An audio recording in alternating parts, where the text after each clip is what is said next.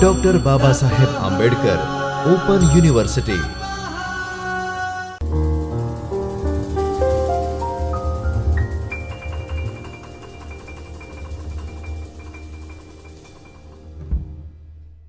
नमस्कार विद्यार्थी मित्रों, doctor Baba Saheb Ambedkar open university Ahmedabad के इस चैतन्य स्टूडियो से मैं डॉक्टर राखी जैन, असिस्टेंट प्रोफेसर संस्कृत विभाग, आप सभी विद्यार्थी मित्रों का हार्दिक स्वागत करती हूँ।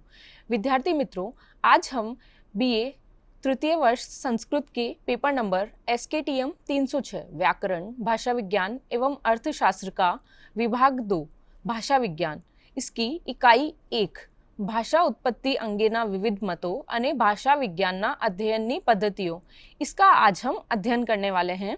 विद्यार्थी मित्रों, हमने इससे पिछली कक्षा में इसी इकाई के कुछ विषयों का अध्ययन किया था। उसमें हमने भाषा की परिभाषा, भाषा विज्ञान की परिभाषा और भाषा उत्पत्ति के जितने भी विविध सिद्धांत हैं उन सिद्धांतों का नाम और कुछ सिद्धांतों का हमने अध्ययन किया था। भाषा उत्पत्ति के विविध सिद्धांत यहाँ दिखाए गए हैं। उसमें सिद्धांत हैं दिव्योत्पत्ति सिद्धांत, समूह निर्णय सिद्धांत, अनुकरण सिद्धांत, संकेत सिद्धांत, रणन सिद्धांत, श्रम ध्वनि सिद्धांत, सहवास सिद्धांत, आवेग सिद्धांत और इंगित सिद्धांत। इन सिद्धांतों में से दिव्योत्पत्ति सिद्धांत, समूह निर्णय सिद्धांत, अनुकरण सिद्धांत और संकेत सिद्धांत का अध्ययन हमने इससे पहले वाली कक्षा में किया था। आज हम इससे आगे जितने सिद्धांत हैं, 5 सिद्धांत, इनका हम आज अध्ययन करने वाले हैं। हमने दिव्योत्पत्ति सिद्धांत में पढ़ा था कि भाषा की उत्पत्ति किसी दिव्य शक्ति के माध्यम से हुई है। दिव्य अर्थात ईश्वरीय शक्ति के माध्यम से भाषा की उत्पत्ति मानी गई है, ऐसा हमने पिछली क्लास में पढ़ा था। इसी के साथ जो अन्य सिद्धांत है, जैसे संकेत सिद्धांत में हमने माना था कि संकेतात्मक ध्वनियों के माध्यम से, सांकेतिक ध्वनियों के माध्यम से भाषा की उत्पत्ति हुई है। इसी के साथ समूह निर्णय सिद्धांत में हमने माना था कि समूह के कुछ लोगों ने एकत्रित होकर भाषा का निर्णय किया होगा, ऐसा इस सिद्धांत को माना था, लेकिन यह सिद्धांत भी तर्कसंगत नहीं था। इसी के साथ अनुकरण सिद्धांत हमने पढ़ा था कि विभिन्न प्राकृतिक ध्वनियों का अनुकरण करके, प्राकृतिक वस्तुओं का अनुकरण करके मनुष्य ने भाषा को सीखा होगा, भाषा का विकास किया होगा, ऐसा हमने अध्ययन किया था।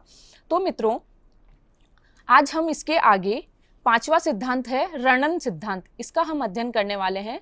तो रणन सिद्धांत जो है, इस सिद्धांत के मूल विचारक माने जाते हैं प्लेटो। प्लेटो महोदय इस सिद्धांत के मूल विचारक है और इस सिद्धांत के अधिक व्यवस्थित निरूपण का श्रेय जाता है हेस को। तो जो प्लेटो विद्वान थे, प्लेटो नामक विद्वान, उन्होंने पहले इस सिद्धांत को सबसे प्रारंभिक रूप में प्रतिपादन किया और उसके बाद इस सिद्धांत का और व्यवस्थित निरूपण किया गया हेस महोदय के द्वारा। और इस सिद्धांत के समर्थक थे मैक्स मूलर। मैक्स मूलर को भी इस रणन सिद्धांत का समर्थक माना जाता है। तो यह जो रणन सिद्धांत है, ये इसके विचारक है प्लेटो, हेस और मैक्स मूलर। इन्होंने इस सिद्धांत का समर्थन किया। अब यह रणन सिद्धांत क्या कहता है? इस सिद्धांत का अर्थ है कि इस सिद्धांत के अनुसार डंडे से या लकड़ी से हम काठ, लोहे, सोने या कपड़े पर प्रहार करें तो प्रत्येक में से भिन्न ध्वनि निकलती है। अर्थात यह सिद्धांत मानता है कि हम लकड़ी के माध्यम से किसी लकड़ी पर प्रहार करेंगे या किसी लोहे की वस्तु पर प्रहार करेंगे या सोने की किसी वस्तु पर या कपड़े पर प्रहार करेंगे तो प्रत्येक में से अलग अलग ध्वनि निकलेगी। अर्थात लकड़ी को अगर लकड़ी से मारेंगे तो अलग ध्वनि निकलेगी, लोहे पर मारेंगे तो उससे तेज ध्वनि और अलग प्रकार की ध्वनि निकलेगी, इसी प्रकार कपड़े पर मारेंगे तो अलग ध्वनि निकलेगी। तो विभिन्न वस्तुओं से अलग अलग ध्वनि निकलती है प्रहार करने पर, तो उसी ध्वनि के माध्यम से ही भाषा की उत्पत्ति हुई होगी, ऐसा इस सिद्धांत में माना जाता है। रणन सिद्धांत अर्थात इस सिद्धांत में यह मानते हैं कि जब हम डंडे से या लकड़ी से या किसी भी एक वस्तु के दूसरे वस्तु से टकराने पर जो विभिन्न प्रकार की ध्वनि निकलती है और उस ध्वनि से जो भाषा की उत्पत्ति होती है, वह यह सिद्धांत मानता है। इसके बाद 6ठा सिद्धांत है श्रम ध्वनि सिद्धांत। इस सिद्धांत के मूल विचारक है न्वायर। न्वायर महोदय इस सिद्धांत के मूल विचारक माने जाते हैं। इस श्रम ध्वनि सिद्धांत का दूसरा नाम है यो हे हो श्रम ध्वनि सिद्धांत। अर्थात नाम से ही स्पष्ट है कि श्रम करते समय यानी परिश्रम करते समय जो ध्वनि निकलती है उसी को क्या कहते हैं? श्रम ध्वनि सिद्धांत कहते हैं। और इस सिद्धांत का दूसरा नाम है यो हे हो ध्वनि सिद्धांत।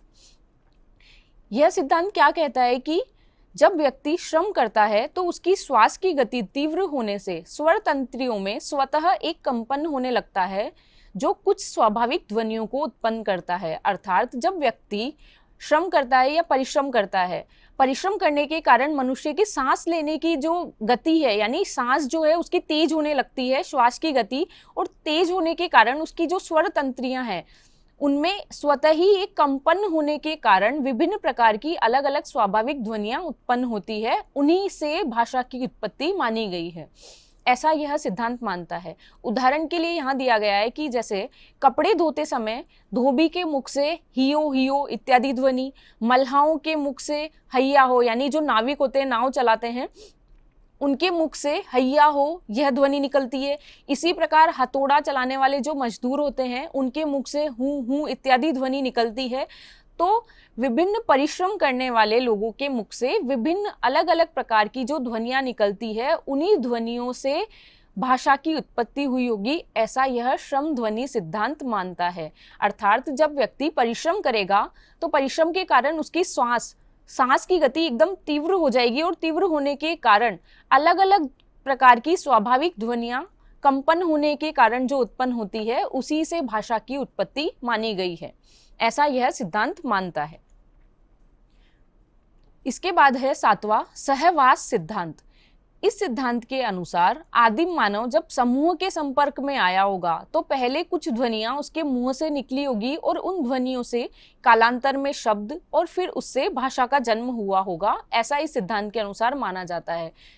सिद्धांत का नाम है सहवास सिद्धांत, यानी साथ में निवास करने के कारण या समूह में रहने के कारण जब बहुत सारे मनुष्य समूह में एकत्रित होते हैं तो मनुष्यों के मुख से जो अलग अलग ध्वनियां निकलती है, और वो ध्वनियां जब समूह में एक साथ निकलती है तो वो अलग रूप में निकलती है, तो उस ध्वनि के माध्यम से ही भाषा का जन्म हुआ, भाषा का विकास हुआ, ऐसा इस सिद्धांत के अनुसार माना जाता है, जो नाम से ही स्पष्ट है, सहवास सिद्धांत।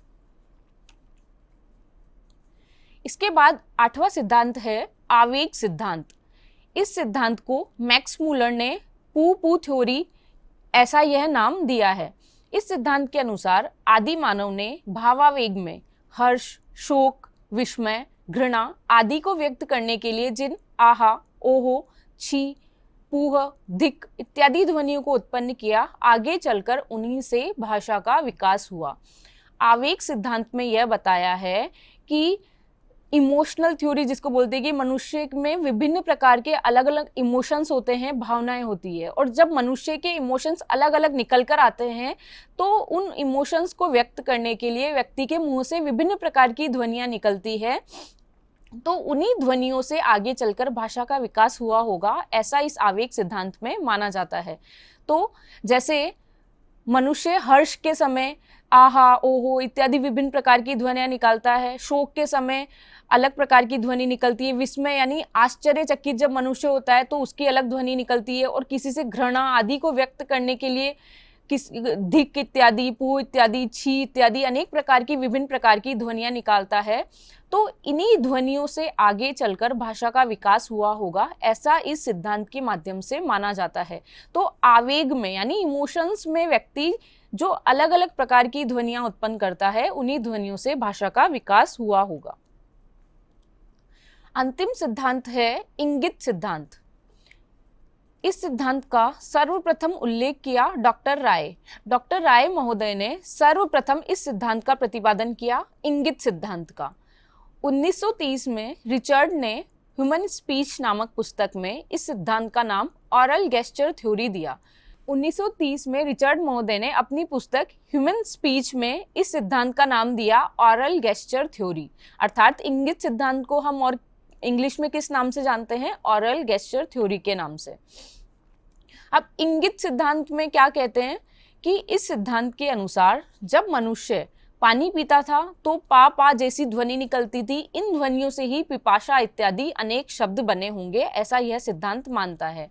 अर्थात इंगित सिद्धांत में क्या कहा गया है कि मनुष्य जब विभिन्न शारीरिक क्रियाएं करता था, जैसे पानी पीता था या खेलता था या फिर खाना खाता था या जिन भी क्रियाओं को करता था, तो उन क्रियाओं को करते समय, शारीरिक क्रियाओं को करते समय विभिन्न प्रकार की अलग अलग ध्वनियाँ निकलती है। जैसे जब पानी पीता है तो पा पा ऐसी ध्वनि निकलती है।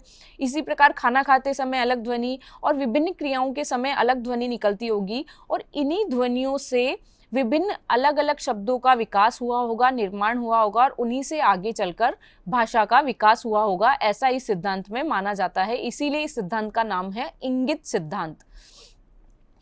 तो हमारा 9वां सिद्धांत है इंगित सिद्धांत। तो भाषा विज्ञान में जो भाषा की उत्पत्ति के अलग अलग सिद्धांत बताए गए हैं कि भाषा की उत्पत्ति कैसे हुई होगी। ऐसा सबके मन में प्रश्न होता है कि भाषा किस प्रकार उत्पन्न हुई होगी, भाषा उत्पत्ति के पीछे क्या सिद्धांत रहे होंगे। तो भाषा विज्ञान पुस्तक में ये अलग अलग प्रकार के सिद्धांत बताए गए हैं कि कुछ लोग ऐसा मानते हैं कि भाषा की उत्पत्ति दैवीय शक्ति से हुई है, कुछ लोग मानते हैं कि संकेतों के माध्यम से हुई है, कुछ लोग मानते हैं कि अनुकरण से हुई होगी, कुछ लोग मानते हैं कि रणन से हुई होगी। यानी अलग अलग सिद्धांतों में अलग अलग प्रकार की थ्योरी बताई गई है कि ऐसा हुआ होगा तभी भाषा की उत्पत्ति हुई होगी। तो इन 9 सिद्धांतों का हमने आज अध्ययन किया। तो विद्यार्थी मित्रों, आगे आने वाली कक्षा में हम आगे भाषा विज्ञान के कुछ नए विषयों का अध्ययन करने वाले हैं। तब तक के लिए धन्यवाद। स्वाध्यायः परमः